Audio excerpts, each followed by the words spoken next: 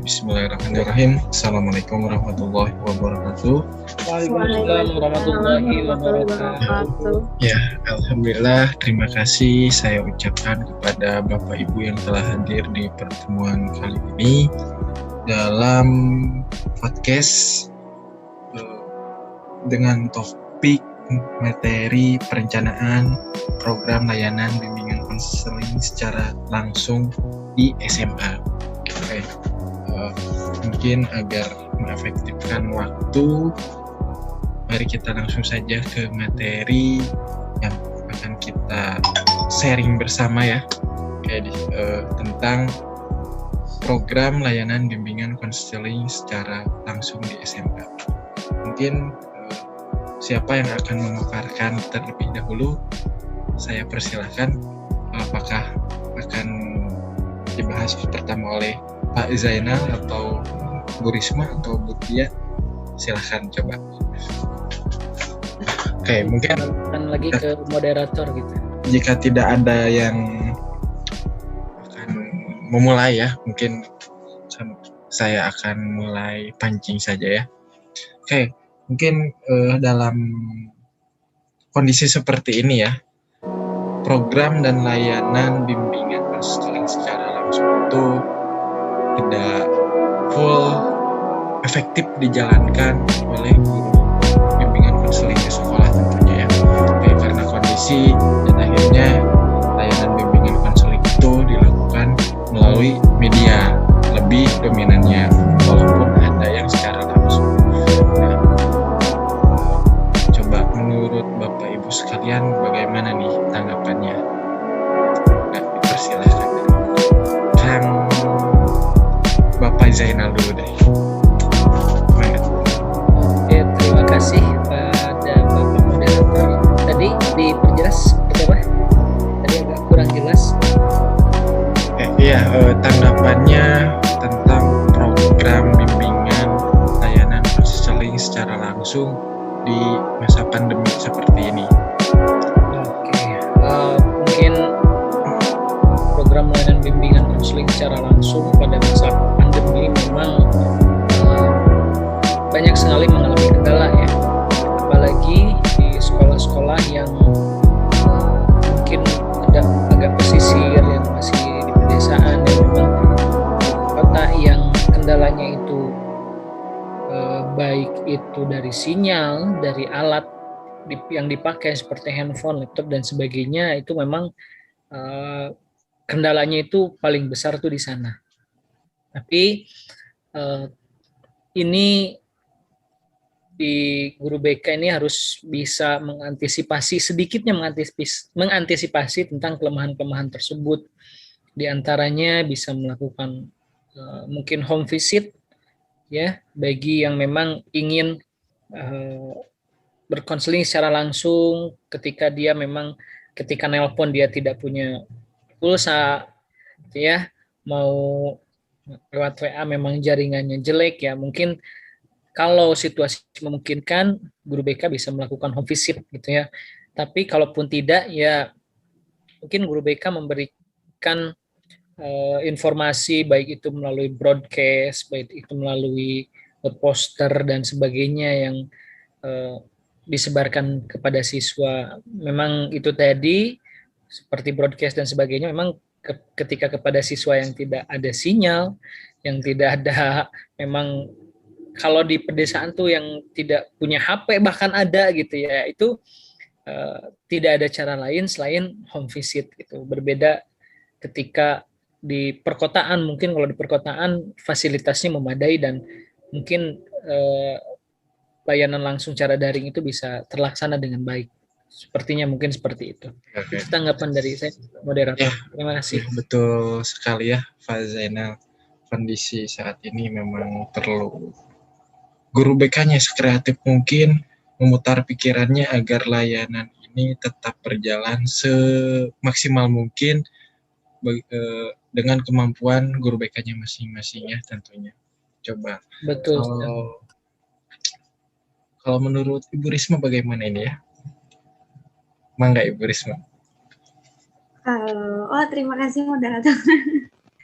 kalau menurut saya sendiri di dalam masa pandemi ini memang benar-benar guru BK tuh harus aktif gitu. Tapi di selain guru BK ini tuh guru yang lain pun memang harus benar-benar bisa memperhatikan siswa-siswa yang sekarang ini yang belajarnya yang memang benar-benar kurang diperhatikan gitu. Apalagi sekarang orang tua yang umumnya zaman dulu lah misalkan, nggak zaman sekarang gitu orang tuanya, itu kan rata-rata ada yang maaf ya gaptek kayak gitu-gitu, pasti menyusahkan juga gitu, bingung untuk anak-anaknya untuk lebih maju ke depan tuh gimana gitu caranya. Mungkin di sini lebih guru BK itu lebih bisa lebih bisa kayak yang ngobrol lah gitu, sharing bersama orang tua masing-masing dari siswa tersebut gitu sih. Ya betul sekali. Memang bisa dibilang kondisi saat ini tuh sangat, kalau ingat film komedi zaman dulu tuh, mundur kena, maju juga kena ya. Nah itu betul sekali. Coba kalau dari Ibu Tia bagaimana nih? Iya, sebelumnya terima kasih untuk Bapak Moderator. Saya sangat setuju dengan apa yang telah disampaikan oleh Kang Zainal dan Teh Risma. Memang betul peranan seorang guru BK itu mau tidak mau secara tidak langsung harus cepat mempersiapkan dalam keadaan seperti ini, karena emang guru BK itu salah satu fungsi guru BK itu di sekolah untuk memfasilitasi mengadakan bimbingan secara langsung. Kalau misalkan guru BK-nya yang tidak aktif, ya mungkin bisa jadi anak-anak keterlambatan juga. Nah, tapi kalau misalkan guru BK-nya secara aktif, kayak yang tadi disampaikan Kang Zainal, bisa dengan melakukan home visit kayak gitu, mungkin siswanya bisa lebih terbantu dengan misalkan kayak bisa ditanya dengan proses kesulitan belajarnya seperti apa, atau suka dukanya sih seperti apa gitu ketika ada tiba-tiba harus belajar daring kayak gini.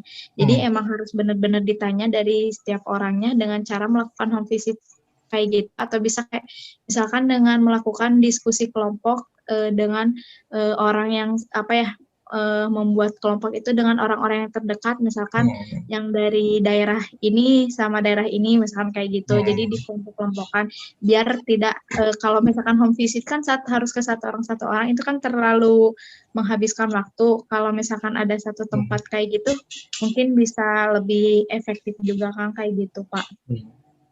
Iya, betul sekalian. Jika dilihat dengan kondisi pendidikan saat ini dan permasalahan yang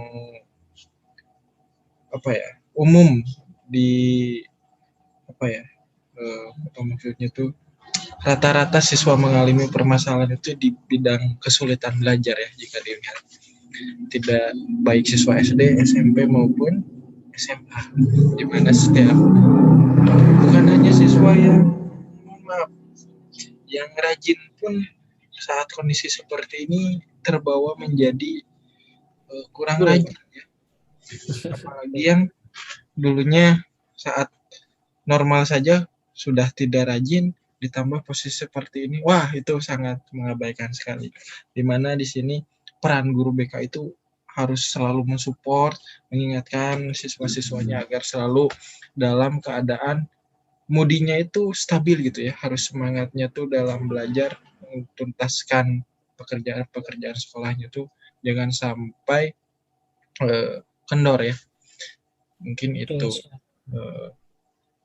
Nah, dalam layanan bimbingan konseling ini tentunya kan ada juga dukungan sistem ya dari berbagai pihak yang berkaitan dengan layanan bimbingan konseling secara langsung. Nah, namun jika dilihat dengan kondisi saat ini, ya kita terkendala kembali dengan kondisi yang dimana mungkin Jawa Barat itu menjadi wilayah yang siaga 1 COVID gitu ya, dimana mulai lockdown lagi, dimana penyebaran virus, dan saat ini kan ada varian baru ya yang dari Hindia yang katanya lebih mematikan lagi. Nah itu jika kita mengabaikan itu sangat beresiko juga ya untuk keberlangsungan pendidikan, kesehatan siswa-siswa maupun gurunya sendiri. Ya, mungkin kita akan mengambil fokus di sini dahulu. Mungkin kita akan melanjutkan program dan layanan bimbingan konseling secara langsungnya di pertemuan selanjutnya. Mungkin ya karena kebetulan kita terbatas dengan ruang dan waktu, mungkin kita cukupkan sekian saja Bapak Ibu sekalian. Semoga kita tetap diberi kesehatan. Amin. Amin ya. Amin. Dan semoga layanan bimbingan konseling secara langsung itu bisa secara efektif dilakukan. Ya, mungkin itu saja Bapak Ibu. Jika tidak ada yang ingin disampaikan kembali, saya ucapkan terima kasih dan mungkin langsung saja saya tutup pertemuan kali ini. Apakah ada yang mau disampaikan Bapak Ibu? Sepertinya cukup. Cukup, Pak. Berarti. Ya udah, jika tidak ada, sekian dari podcast bincang-bincang tentang program layanan bimbingan konseling secara langsung di SMA. Terima kasih banyak kepada Bapak Ibu yang telah meluangkan waktunya. Saya ucapkan terima kasih. Assalamualaikum warahmatullahi wabarakatuh. Waalaikumsalam warahmatullahi wabarakatuh. Terima kasih Pak.